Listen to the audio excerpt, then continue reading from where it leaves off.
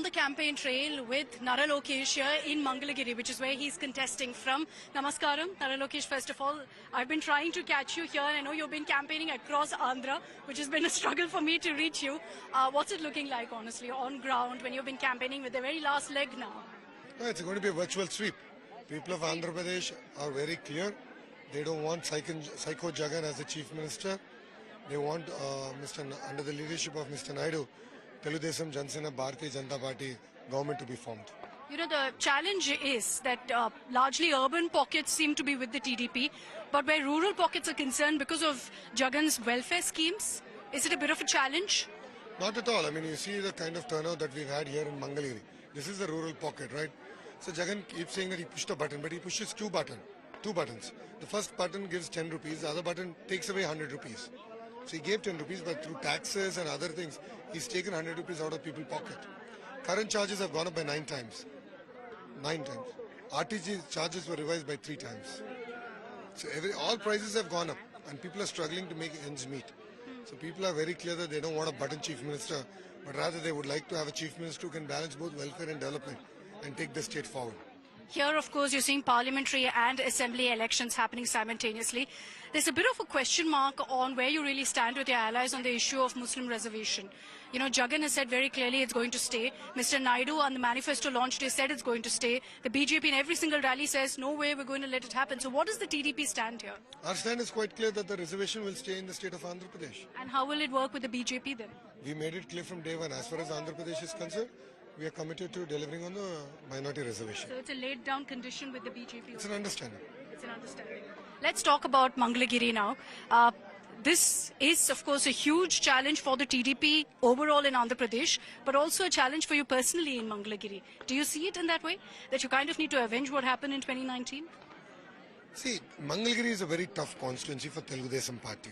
Since our inception, we only won it twice. And this was in 82 and 85. After that, we didn't win this constituency. So I chose a tough constituency. Consciously, I know that Mangalagiri is a tough constituency for Telugudesam Party. Being a third-generation politician, I didn't want to go to the safe seats. So I chose a tough seat. I lost in 2019 by 5,337 votes. And rest assured, put a zero next to it, I'm going to win it with that kind of majority. Because I've worked, I've committed to the people of Mangalagiri. For the last 4 years, 11 months and 20 days, I've been here, I've been working for them. They understand it.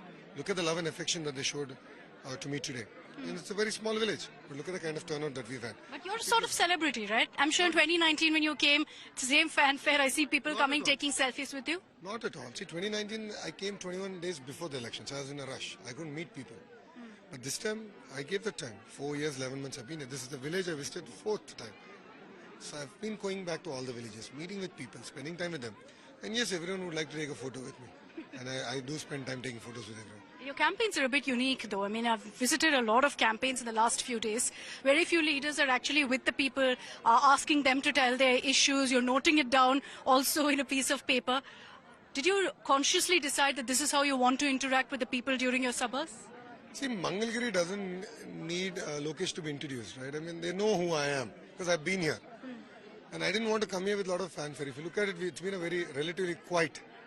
Right, it's been very understated. Everyone's sitting, very calm. We're having it's like having a conversation, and that's how I believe political rally should be. And that's what I've enjoyed in Mangalagiri. And we've been doing this. This is my 62nd sabha that I'm doing like this. For you also, yes, there's a lot at stake in Mangalagiri, but is this also for taking forward your father's rich legacy in politics? So does that put considerable pressure on you? I see it more as a responsibility and not a pressure. Being a third-generation politician, I enjoy the fact that people have certain aspirations. And it's very important that we need to fulfill those aspirations. And Telugudesam Party has always stood for the welfare of Telugu people. So we don't know caste, we don't know religion, we don't know region. Wherever Telugu people are, they should be number one. And that's how Anna NTR worked, that's how Mr. Naidu worked. And that's how we'll take that legacy forward as a party. But are you looking to kind of carve your own path as a politician or just follow in your father's footsteps, kind of accomplish what he has? See, every leader has his own traits. If you look at it, I did a 3,132 kilometer Padayatra. I visited close to 100 of the 175 assembly constituencies. I would have covered much more, but unfortunate arrest of Mr. Naidu shortened my Padayatra because I had to fight the legal battle that 2 months. But I've committed to the people. I've gone not only in Mangalgiri, this is the exact format I followed across the state. I went back to the people, I've understood the problems. From the problems, we carved out the manifesto. And that manifesto is close to people's heart today. What was that like when your father was behind bars for 50 plus days? I'm sure that was very challenging emotionally also for a family, but you all rallied together at that time like never before, were out on the streets holding one dharna after another. Was it also a kind of leadership test for you to kind of take over the reins, you and your mother leading the charge? See, more than a leadership test, I truly felt that the entire arrest was unfair. If you look at the entire case, they said it's a 3,000 crore scam. Then they brought it down to 270 crore scam. And now 27 crore scam. It's quite funny how the government is. And if you notice, the government's not even talking about it. See, Mr. Naidu has, as I said, a rich legacy. He's developed states. He's built capitals. He's built cities. He's always thought about people. I mean, if there's something that Mr. Naidu should be guilty about, it's about doing good to society. He's done so much work. And he's always held the Indian flag wherever he's gone to. Any part of the world today recognize Mr. Naidu because of the work he's done. So on a trumped up charges, a false case, he was sent to jail for 52 days. It just made our resolve a lot more stronger. And coming to my mother never campaigned. She was never part of the political discourse. And it's because of the injustice being done to Mr. Naidu, we felt that it's our responsibility to come out and talk about it.